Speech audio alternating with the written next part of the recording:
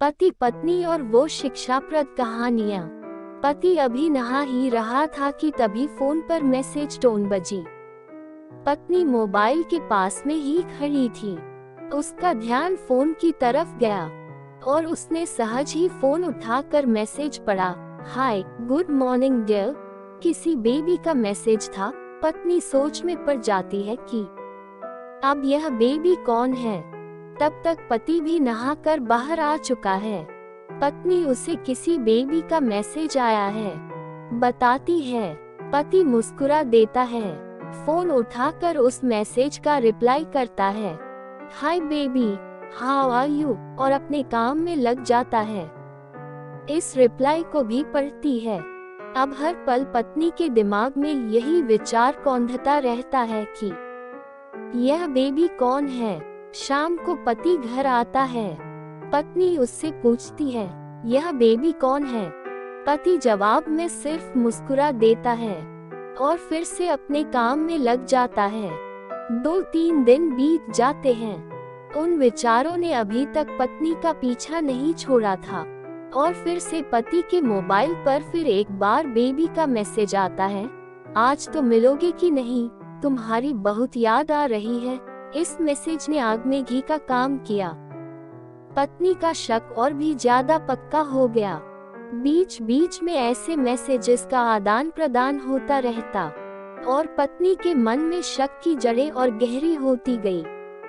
पति पूछने पर भी जवाब में सिर्फ मुस्कुराहट के और कुछ नहीं कहता। यह शक गुस्सा बनकर तब ज्वालामुखी की तरह फट पड़ता है जब एक दिन उसे अपने पति की जेब में सिनेमा की 2 टिकटें मिलती है।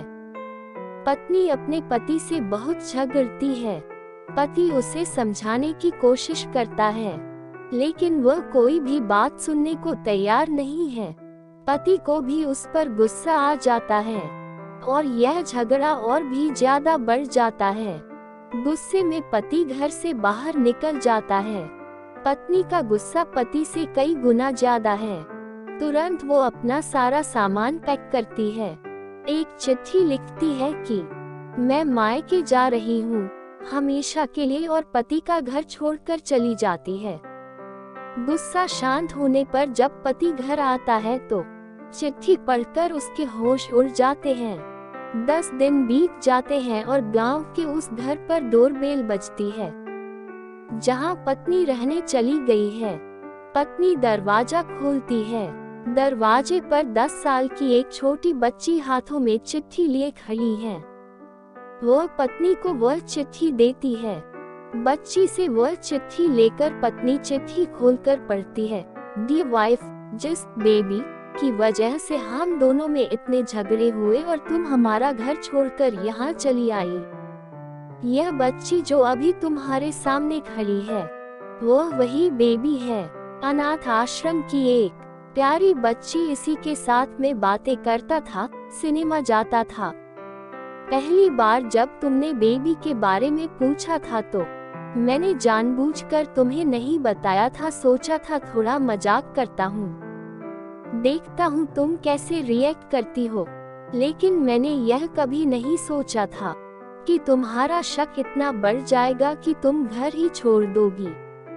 हाँ, सबसे जरूरी बात, यह जो बेबी है वह किसी और की नहीं बल्कि तुम्हारी ही बेटी है। रुको, अपने आप को संभालो और आगे की बात ध्यान से पढ़ो। हमारे शादी के 2 साल पहले की यह बात है। तुम अपने कॉलेज के लास्ट ईयर में थी। तुम्हारे प्रोफेशन में नोट्स लेने के बहाने तुम्हें बुलाया था और तुम्हें चाय में इन नशीली दवा खिलाकर ना करने वाला काम किया था। इसमें तुम्हारी कोई गलती नहीं की थी, लेकिन कुदरत ने अपना काम किया और तुम्हारे पेट में इस बेबी को डाल दिया।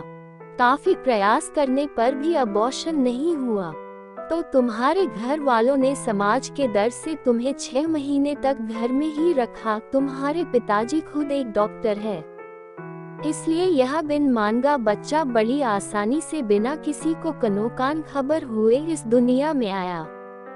भविष्य में तुम्हारी शादीशुदा जिंदगी में कोई प्रॉब्लम ना हो, इसलिए तुम्हारे पिता ने इस बच्चे को गांव के एक अनाथ आश्रम में छोड़ दिया।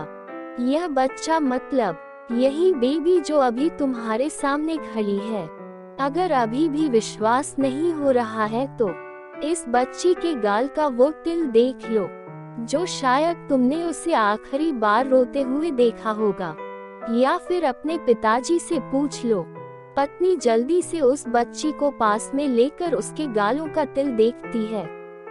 उसका मन भर आता है, उसकी आंखों में आंसू आ जाते हैं, लेकिन अभी भी चिट्ठी बाकी है, इसलिए वह आगे पढ़ती है। मुझे पता है अभी भी तुम्हारे मन में यह सवाल उठ रहा होगा कि यह सब मुझे कैसे पता।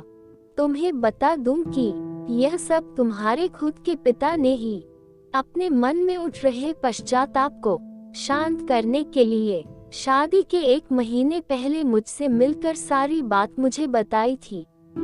उन्होंने यह भी कहा था कि अगर मैं चाहूँ तो शादी से इनकार कर सकता हूँ। मैं स्वीकार किया, क्योंकि इस पूरी घटना में तुम्हारी कोई भी गलती नहीं थी और हमारी शादी हो गई। तुमने मुझे बहुत प्यार दिया, लेकिन तुम्हारे पिता से बेबी के बारे में जानने के बाद मैं उसे मिले बिना नहीं रह पाया।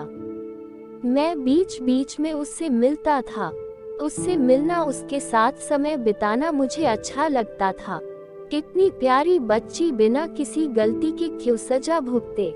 बस इसलिए मैं उसे थोड़ी सी खुशी देने की कोशिश करता था। बस मुझे इतना ही कहना था। अब अगर तुम फिर से अपने घर आकर मेरे साथ रहना चाहो तब और सिर्फ तभी गली में आ जाओ। तुम्हारा और सिर्फ तुम्हारा डियर पति। बिना एक क्षण की भी देरी के पत्नी दौड़कर गली में पहुंची और रास्ते पर उसका पति खड़ा था। उसके चेहरे पर मुस्कान थी। पत्नी की आंखों में आंसू आ गए थे। कारण कुछ भी हो, अपने दोनों के बीच में कभी भी शक को थोड़ी सी भी जगह मत दो, क्योंकि दुनिया में हर बीमारी का इलाज है, लेकिन शक नाम की बीमारी का कोई इलाज नहीं है। मन शांत रखो, जो भी मन में आए एक दूसरे को बताओ।